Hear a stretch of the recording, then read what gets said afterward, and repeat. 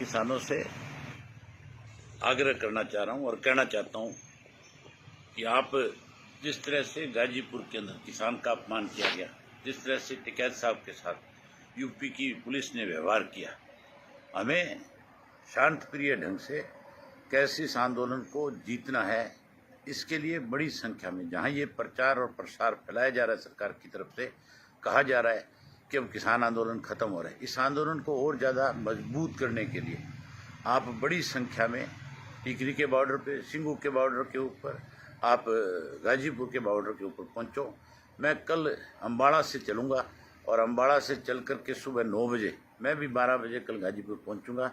मैं यकीन करता हूं, मैं उम्मीद करता हूं आपसे कि आप बहुत बड़ी संख्या में वहां पे पहुंचेंगे और एक बड़ी जिम्मेवारी को निभाने का काम करेंगे।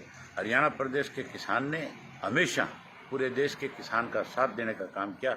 हरियाणा प्रदेश चौधरी देवीलाल का लगाया पौधा है और चौधरी देवीलाल ने ताऊ उम्र किसान की लड़ाई को लड़ने का काम किया है। आज किसान के ऊपर बड़ा भारी संकट है। इस घड़ी में हरियाणा प्रदेश के किसानों की बहुत बड़ी जिम्मेवारी बन जाती है। मैं जहां पार्टी के कार्यकर्ता से इस बात का आह्वान करता हूं, वहीं हर उस व्यक्ति से जो खेती से जुड़ा हुआ है, जो अपने आप को किसान कहता है, चाहे वो किसी भी पार्टी से संबंध रखता है, आज उसे राजनीति से ऊपर उठ करके इस किसान की लड़ाई में एकजुट होकर के केंद्र की सरकार ने इसने 3 काले कानून बना करके हमें कहीं कमजोर करने की कोशिश करी, वो अपने किए हुए बनाए हुए 3 कानूनों को वापस लेने का काम करे और किसान को फिर से सम्मान मिले, किसान को फिर से बहुत इज्जत मिले। क्योंकि आज इस अन्नदाता की वजह से इस देश का नाम कहीं दुनिया में जाना जाता है। आज अगर अन्नदाता ना होता तो फिर भारतवर्ष जो है कृषि प्रधान देश नहीं कहलाता, फिर ये देश किन्हीं और हाथों में होता। आज तो टोटल इस देश को खेती के साथ जुड़ा हुआ माना जाता है। इसलिए आज किसान की कोई अनदेखी करे, किसान के साथ कोई धोखा करे, उस लड़ाई में हमें पीछे नहीं रहना चाहिए। मैं उम्मीद करूंगा, भरोसा करूंगा सब कि बहुत बड़ी संख्या में आप पहुंचोगे और केंद्र की सरकार को इस बात के लिए मजबूर करोगे। तब तक इस आंदोलन का हिस्सा बन करके रहोगे जब तक केंद्र की सरकार अपने गलत किए फैसले को वापस ना ले ले और जो किसानों के ऊपर गलत तरह से मुकदमे बनाए गए हैं, नेताओं पे जो बनाए गए, वो मुकदमे वापस हों। इस लड़ाई को तब तक जारी रखोगे। मैं उम्मीद करूंगा कि आप कल गाजीपुर बहुत भारी संख्या में के किसानों से आग्रह करना चाह रहा हूं और कहना चाहता हूं कि आप जिस तरह से गाजीपुर के अंदर किसान का अपमान किया गया, जिस तरह से टिकैत साहब के साथ यूपी की पुलिस ने व्यवहार किया, हमें शांत प्रिय ढंग से कैसे इस आंदोलन को जीतना है।